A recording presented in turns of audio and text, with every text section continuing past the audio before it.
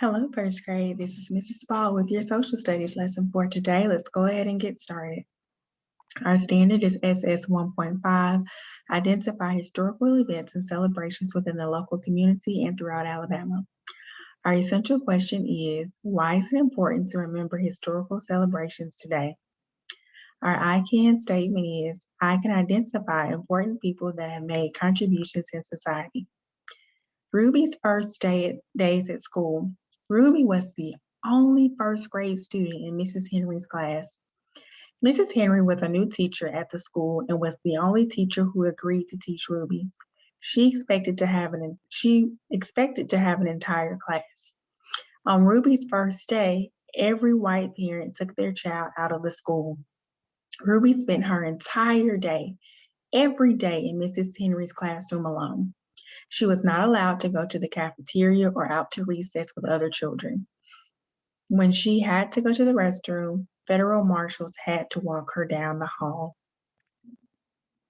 Slow changes.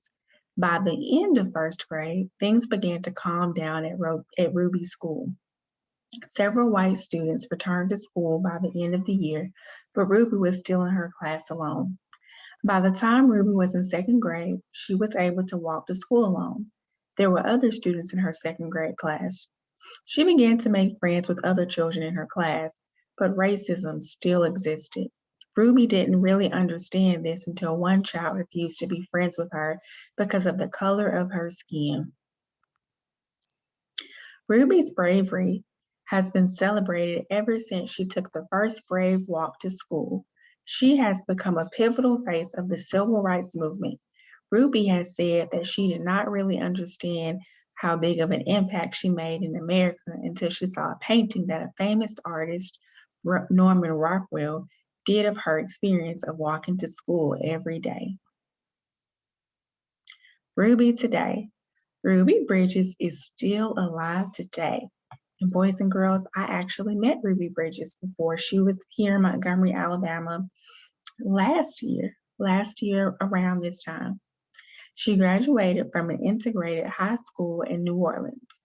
She studied at the Kansas City Business School and worked as a travel agent. She is married and has 4 sons. She still lives with her family in New Orleans. She still works in schools, visiting and sharing her story.